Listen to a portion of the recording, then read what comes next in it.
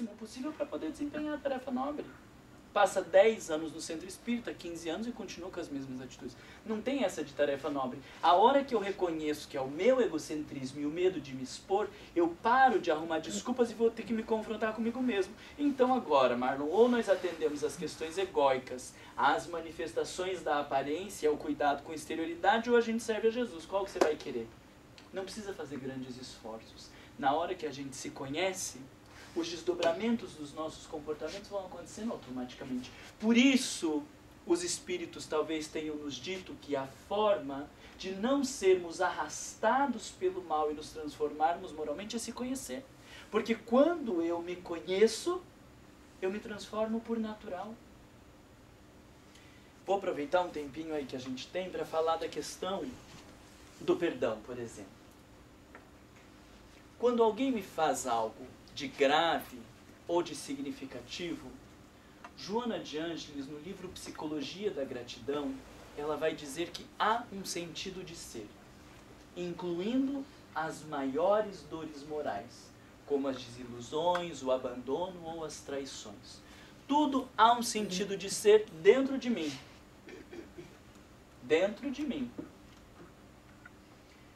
Quando alguém me ofende e eu me acho uma pessoa extraordinária, maravilhosa, sou uma pessoa tão boa, por que que o mundo fez isso comigo? Dá vontade de se ver no papel de vítima, às vezes até se vingar, ou a gente não vai se vingar para não sujar as próprias mãos, porque nós já somos espíritos evoluídos, e nós vamos esperar que Deus se vingue por nós, fazendo justiça, porque nós acreditamos na lei de causa e efeito. Né? Então tem pessoas que dizem, eu já não me envolvo mais. Deus é que ele vai ter que se acertar, é com Deus, como assim? É Deus que vai fazer a justiça, né, e vai ferrar com ele daquilo que eu não vou fazer agora. Na medida que eu reconheço quais são os meus vícios morais, aquela dor que chega até mim através do próximo se torna um convite para algo que eu preciso transformar.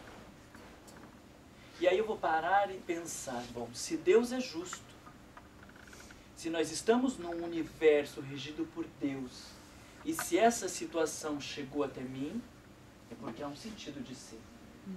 É porque eu tenho algo para aprender com essa experiência. Se eu não me conhecer, eu me coloco no papel de vítima. Se eu me conheço, eu me coloco no papel de aprendiz.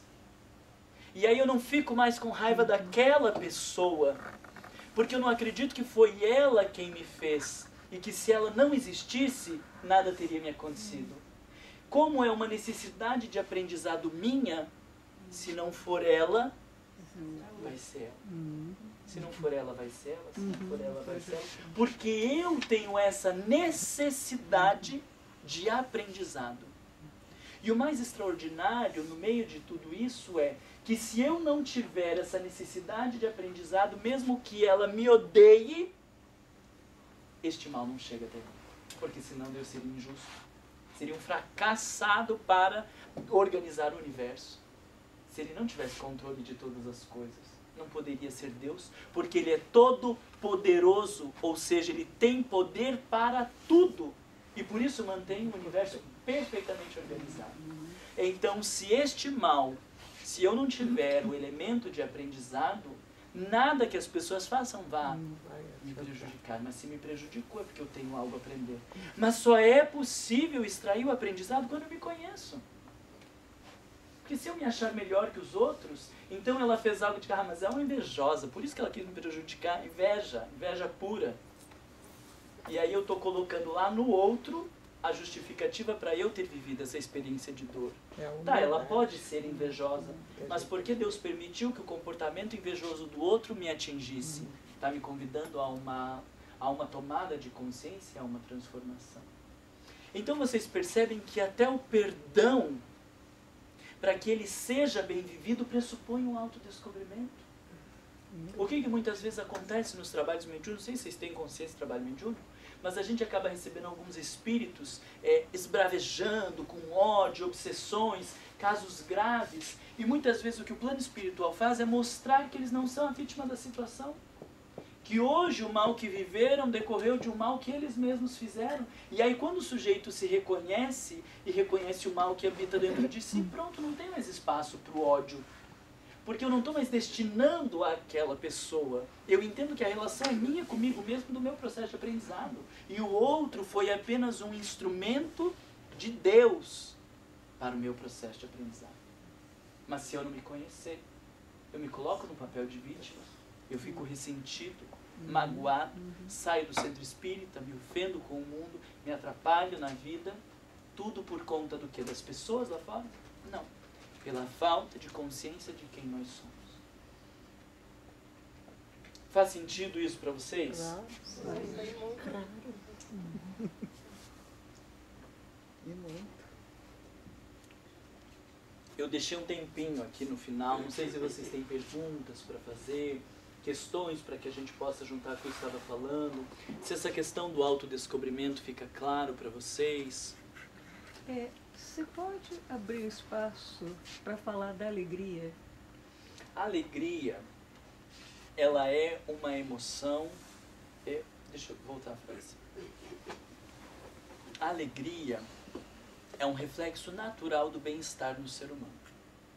Quando as coisas estão perfeitamente organizadas, nós ficamos alegres. Pode estar chovendo, pode estar nevando. Se as coisas estão organizadas aqui dentro, eu fico alegre. Alegria, como a raiva, a tristeza e o medo, eles são passageiros, eles não são permanentes, né? Então nós oscilamos entre momentos de alegria e momentos de tristeza, momentos onde nós estamos melhores ou piores, e isso faz parte da natureza humana. Nós dizemos que o ser humano tem uma estrutura bipolar, não é um transtorno bipolar. Estrutura bipolar, porque há momentos em que estamos mais alegres, há momentos em que estamos tristes. Eu estou super alegre vindo para o centro espírita, de repente passa um carro, passa na poça de água e me molha todo. Ai, obrigado Jesus! A pessoa louca que faz isso. Eu vou ficar triste, meu Deus, eu tinha me arrumado todo, sujou tudo, estou molhado, com frio. Né? Então eu vou ficar triste a partir desse momento. Poxa vida, por que isso também, né? Aí eu vou descobrir que eu estava indo pro centro espírita, eu queria fazer desfile para mostrar para as pessoas na roupa. Já tiro um aprendizado ali no meio do caminho, tá ótimo. Vamos que vamos mais simples. O que a água veio me trazer? O que a água veio me trazer? Né? Porque daí eu não vou ficar mais com raiva do motorista desgraçado, não sei o que. Eu vou dizer, gente do céu, né?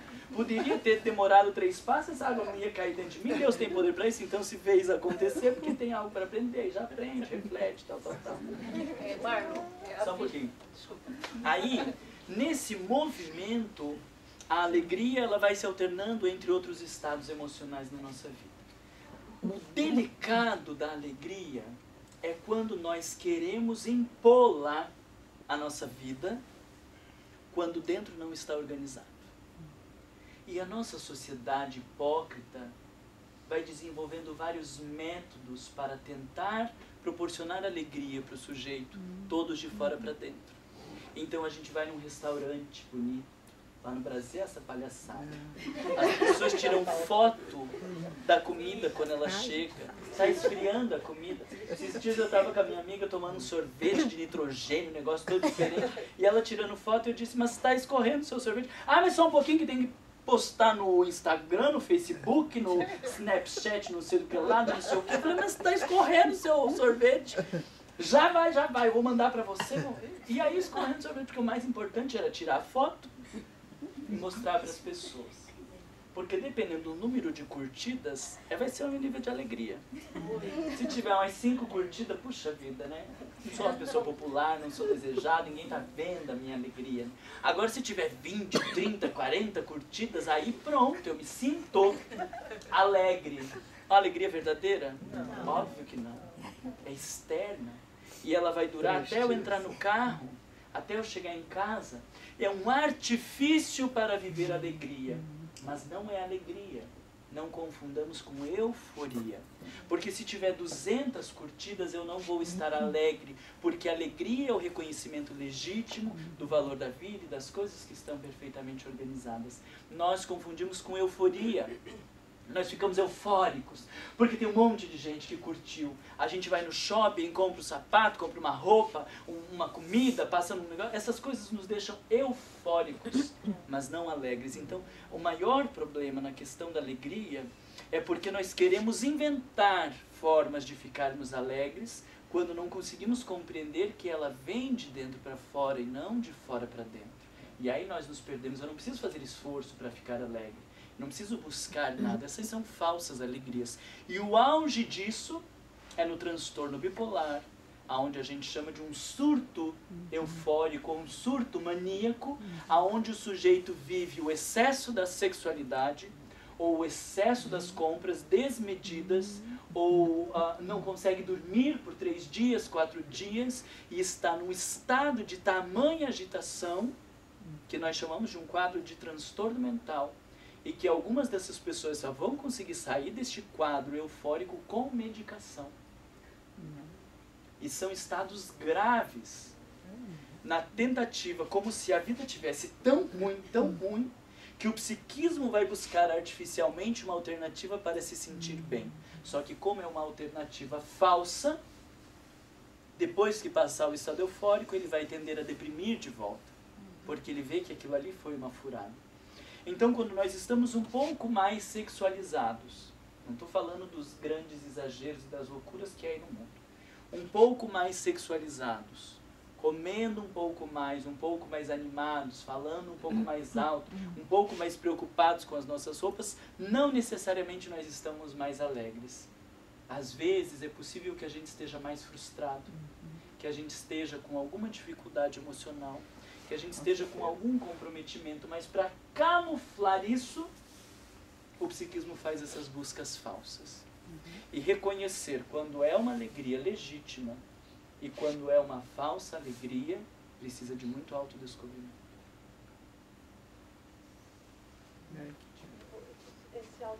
A reforma íntima é um autoconhecimento, onde entra aí o auto-perdão.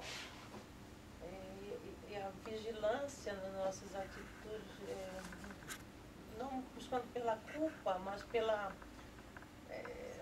como no cotidiano de um dia a dia, você pode ter essa vigilância, esse olhar... Você se entendeu? Veja só, vamos pegar então o exemplo da culpa e vamos juntar lá com a questão 919 do livro dos Espíritos, quando diz que a forma de não sermos arrastados pelo mal e nos transformarmos moralmente é o autodescobrimento. A culpa é uma forma que nos arrasta ao mal e que predomina. Como que o autodescobrimento trata a questão da culpa? Nós vamos entender a partir do autodescobrimento que a culpa é um processo do ego que não admite ter errado. Então eu estou aqui com essa jarra de flores e por algum motivo eu derrubo e quebro. Meu Deus, Marlon, onde que você estava com a cabeça? Você é um desastrado mesmo, porque não viu as flores tão lindas, que coisa maravilhosa, o que eu vou fazer com esse jarro? E aí eu vou ficar me punindo pelo erro que eu cometi. E isso é um ego adoecido. Eu estou me achando demais. Olha o que eu vou falar para vocês. Talvez vocês me odeiem por causa disso. Mas na culpa, o sujeito se acha demais. Porque ele não admite que ele errou. Então eu sou alguém que não poderia errar. E quando eu erro, eu não admito. Não tem uma arrogância por trás da culpa. A gente vai dizer que a culpa tem um componente narcísico, narcisista. Lembram do mito de Narciso, né? Que ele era um homem tão belo, que ele não poderia ver o seu próprio reflexo a ponto de ficar perdido na beleza da sua imagem. E quando ele se encontra refletido no lago, ele fica hipnotizado pela sua própria beleza e ali ele falece, né? Ali acaba com a sua própria vida. Então o narcisismo é este olhar de eu maravilhoso. Porque quando eu erro, vou dizer, Marlon do céu, mas é um desastrado mesmo, né? Gente, vocês me desculpem, eu sou desastrado, vocês já viram que a coisa é assim, né? Aonde que tem o jarro, como que eu poderia comprar, reparar? Imagina, Marlon, não precisa. Não, de verdade, eu quero poder reparar isso, porque todo lugar que eu vou, derrubo um jarro, uma coisa extraordinária, e aí a vida vai pra frente, porque eu errei, mas eu assumo que eu errei. Quando eu me culpo, é porque eu não admito ter errado. E aí eu me culpo na educação com os meus filhos porque eu tinha que ser um pai maravilhoso, uma mãe extraordinária. Eu não admito ter errado no trânsito ou ter feito uma batida porque a minha atenção tem que ser 100% o tempo inteiro. Eu não admito ter desandado lá o meu casamento porque eu sou um marido ou uma esposa maravilhosa. Então, por trás da culpa há um componente narcísico, há um componente egocêntrico muito grande. E na medida que eu reconheço isso, eu vou dizer, Marlon do céu, olha como você está se achando.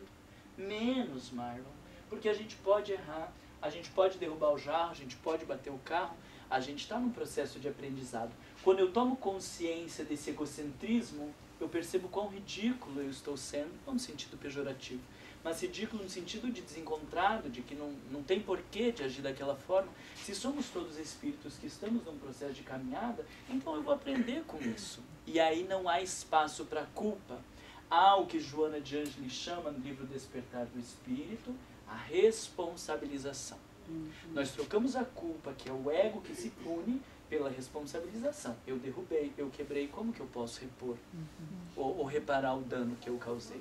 Mas sem ficar me punindo. Eu sei que eu erro, que as pessoas erram, e frente ao meu erro eu vou tentar corrigir isso que eu fiz. Mas não fico me odiando porque eu reconheço que erro e que todo mundo erra, que a gente está no mesmo barco.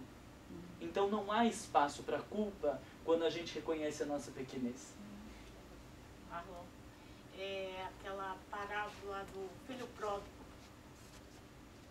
É assim, você reconhece e volta e se redime ao pai. Pai, eu errei. Estou aqui, eu quero recomeçar. E Joana de Ângeles vai trazer a atenção, né, para o outro filho que ficou, porque a gente não pensa no outro filho, né? A gente só olha no filho pródigo, olha essa coisa, pra gente é um absurdo, fez, que se perdeu, que não sei o que, ela vai dizer, bom, mas ele fez, desandou e voltou. E o outro? Que aparentemente estava bem bonito aos olhos do pai, mas que traz por trás de si um comportamento invejoso, competitivo. Será que aquele filho era um bom filho? Ou ele estava se submetendo à vontade do pai para ter reconhecimento, elogio e vangloriar-se depois? Será que ele era um bom filho de coração? Ou será que no fundo ele era um medroso que não teve coragem de tentar sua felicidade em relação à vida? Esses somos nós. Às vezes, nós temos uma vida aparentemente adequada, e vocês me desculpem o vocabulário chulo, mas de uma vida medíocre. Porque nós temos medo de tentar, nós temos medo de fazer diferente, nós temos medo de ousar e preferimos ficar aqui bem quietinhos na impossibilidade de errar. Jesus já trouxe a parábola dos talentos. Aquele servo que ficou com um talento enterrado para devolver ao seu senhor com medo de ser punido caso perdesse, é considerado um servo mau. E aquele que teve 5 talentos e que foi em busca, porque queria trazer mais ao seu pai, mesmo que errasse, ele teve a ação de tentar construir algo melhor. E é visto como um servo bom. Então, muitas vezes, nós temos uma vida medíocre, não cometemos erros nenhum, ficamos apontando as falhas dos outros, mas isso não revela a nossa adequação, o nosso equilíbrio, a nossa harmonia. Isso revela o nosso medo de errar. Isso revela nossa acomodação e não tem nada de equilibrado e de harmonioso nesse comportamento. Então, a gente precisa ter muito cuidado. Eu acho que vocês estão entendendo que a proposta do autodescobrimento é sair da aparência das coisas para olhar para a essência, para o que está por trás, para o que tem de silencioso, porque obviamente a gente vai olhar para a parábola do filho pródigo e vai dizer, coitado daquele, né? E que bom que o outro estava ali atendendo. João de Ângeles falou, opa, vamos olhar por trás, né? Aquele lá que foi, teve coragem de ir e foi nobre porque ele estava buscando a felicidade. E o outro que ficou invejoso, esperando reconhecimento, quando não fez por nobreza da alma, mas fez por interesse mesquinho. Então a gente é convidado a olhar por trás daquilo que a gente está acostumado a olhar. E isso gera um impacto na nossa alma. Né? Porque a forma como a gente lê o Evangelho pode ser uma forma superficial, e nós vamos nos adequando, colocando as máscaras bem bonitinhos, ou podemos olhar por trás das coisas.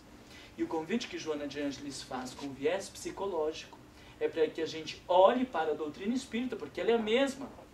Joana de Ângeles não vem propor nada diferente, ela vem propor a leitura psicológica das obras de Allan Kardec.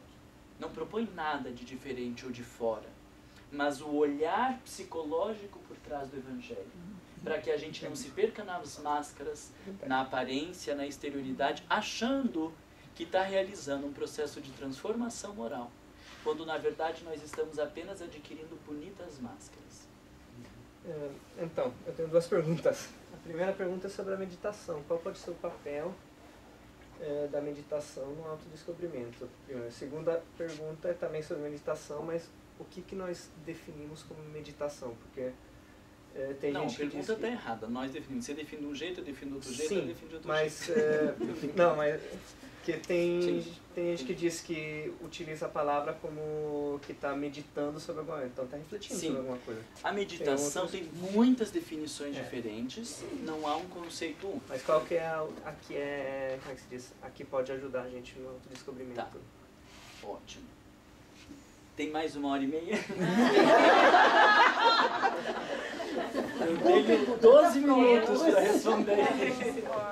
Em 12 minutos, deixa eu pensar bem como que eu vou responder isso. Não tem prorrogação, tem segundo tempo.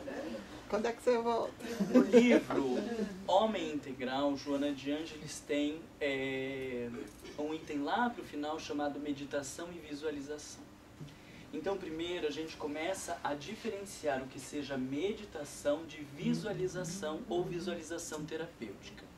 A visualização, se eu digo para vocês, vamos silenciar nossos pensamentos e imaginar um sol, isso é visualização. Eu estou visualizando algo, não é meditação, tá?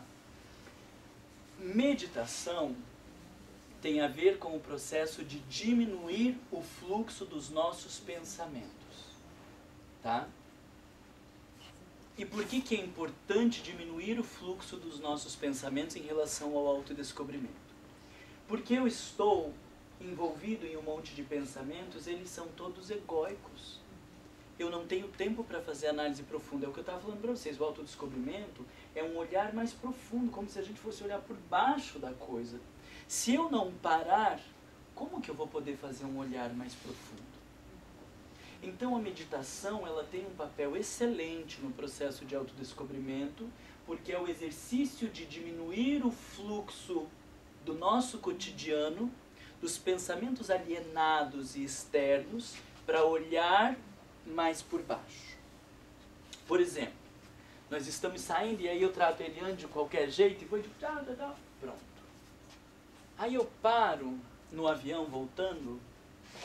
Posso voltar no avião com a Leia, conversando, a gente fica conversando, depois mexe no celular, e fico ocupado o tempo inteiro e essa experiência vai para o inconsciente. Mas se a hora que a gente estiver voltando, eu sentar lá no avião e tentar sentir como foi essa experiência para mim, tentar deixar que o meu inconsciente comunique o que eu estou arquivando e o que está ficando ali desta passagem por Estocolmo, é muito possível que ele sinalize esse momento em que eu tratei mal ele na despedida. E me vem à mente, meu Deus do céu, será que magoei Eliane? Porque na hora de sair, agora que eu vi, eu não dei nem tchau para ela. E aí o inconsciente nos mostra os conteúdos antes que eles sejam definitivamente reprimidos. É como se a gente tivesse um espaço intermediário que Freud chamou de pré-consciente. Uma faixa em que é possível ser acessada e que não são de conteúdos já determinadamente reprimidos. Se nós temos o hábito da meditação, nós vamos acessar muitos desses conteúdos que estão aqui antes que eles sejam reprimidos. Porque se eu não parar um minuto sequer para me perguntar como foi a experiência nesta cidade, eu vou acabar reprimindo isso com a Eliane. vai para o inconsciente. Isso vai pesar de alguma maneira. Tá? Agora já não vai ter tempo para discutir os desdobramentos de como isso poderia pesar, mas vai pesar de alguma maneira. A meditação é um cuidado para que a gente não reprima esses conteúdos à torta e à direita e tenha tempo de revê-los e não permitir que eles se alojem no inconsciente, dissolvendo estes conteúdos para que eles não sejam reprimidos. Vocês conseguem perceber a importância da meditação? Há momentos em que a gente está em meditação e pelo estado de harmonia, de não julgamento e de não condenação que nós criamos no ambiente meditativo, o inconsciente traz conteúdos mais profundos. Lembranças da nossa infância, brigas, desencontros, situações que são presentes do nosso inconsciente dizendo, olha, esse negócio está aqui. Mágoas, desencontros familiares. Mas veja que a meditação é um espaço de não julgamento, de não condenação, de autorrespeito e de auto-amor. Por isso o ego precisa silenciar, porque o ego julga, o ego condena, o ego avalia, o ego está preocupado com a exterioridade. Então meditar é o estado onde eu não estou preocupado com o que os outros pensam, com o que os outros acham, com o que eles vão falar a meu respeito. É o momento de encontro comigo mesmo. Como que nós vamos fazer a meditação? Em 7 minutos. Eu ainda queria falar para vocês da meditação direcionada e analítica, mas deixa eu ir tentando falar. Então, assim, a meditação a gente vê muito como uma ação, uma prática. Eu vou sentar ali e vou meditar. Mas a meditação, antes de tudo, é uma postura em relação à vida. Uma postura de silenciamento. Porque se eu entro no ônibus e já estou no celular, no WhatsApp, Facebook, eu digo que aquele feed de notícias, vocês já viram o feed de notícias? Aquilo ali é feito pelo inimigo. Porque você vai rolando aquele feed de notícias e nunca termina. A negócio não acaba nunca e sempre tem uma chance. Você nunca vai ter tempo para olhar para dentro se você vai ficar olhando aquele coisa do feed de notícias. Google, Facebook, Instagram, todos esses negócios foram feitos pelo inimigo, porque isso é contraproducente no sentido de olhar para dentro, porque sempre vai ter uma coisa para estar olhando lá fora. E aí a meditação, não adianta, eu o tempo inteiro eu estou lá no celular pensando nas coisas, falando nas coisas, e daí 8 horas da noite eu sento, postura reta, alinhada, vou meditar. Não vai aparecer conteúdo nenhum. Você vai ficar ali, vai cansar de ficar ali, que não vai chegar nada, porque nós não temos uma postura de meditação ao longo da nossa vida. Quando eu estou no ônibus, eu estou sentindo sobre o que aconteceu antes de eu entrar no ônibus. Quando eu chego em casa, eu estou sentindo e percebendo o que aconteceu antes de eu chegar em casa. Meditação é uma postura de constante atenção com o que está acontecendo no meu mundo interno. Quando eu chego em casa ou quando eu vou encontrar com um amigo, eu me percebo como que eu estou antes de encontrar com esse amigo. E na hora que nós estamos conversando, eu estou atento ao que está acontecendo comigo na interação com o meu amigo. E depois que eu deixo, eu estou prestando atenção no que aconteceu comigo depois de encontrar com ele. De como que eu estava antes e de como que eu estou depois. Isso é uma postura meditativa. Eu estou o tempo inteiro me observando. Eu estou o tempo inteiro olhando o que está acontecendo dentro de mim. Mas a gente não dá tempo para isso. E a gente chega em casa e já liga a televisão, a gente está no celular, senão nós ficamos conversando o tempo inteiro. Óbvio que como com as minhas amigas aqui, né? A gente tem que conversar e tem que aproveitar todo o tempo. A gente voltou o tempo inteiro conversando, porque vamos ficar pouco tempo juntos. Mas a gente faz disso uma prática cotidiana. E de repente eu estou ali sentado no ônibus, eu nem conheço a pessoa do lado, não sei se é que faz, né? Mas no Brasil faz muito isso. Mas se tiver um brasileiro do lado, Com certeza. você pode não ter o que falar. Meu Deus, e a neve? Nem a gente fala do clima, fala do tempo, fala mal das pessoas, fala qualquer coisa, pelo amor de Deus, vamos falar, porque a gente não pode ficar em silêncio. Porque se a gente ficar em silêncio, o inconsciente vai se manifestar. E a gente não quer que ele se manifeste. Então nós levamos o nosso dia à exaustão para que a hora que a gente tome banho, tomando banho, já está pensando que amanhã vai fazer isso, vai fazer aquilo, e não sei o que, está indo, para que a hora que a gente deita, a gente já está desmaiando, para não precisar pensar. Essa pessoa não precisa de prática meditativa, porque não vai render nada. Ela precisa primeiro viver a postura meditativa na sua vida. E na medida em que eu tenho uma postura de silenciamento, vai ter momentos naturalmente onde eu quero sentar e meditar. O sentar e meditar é o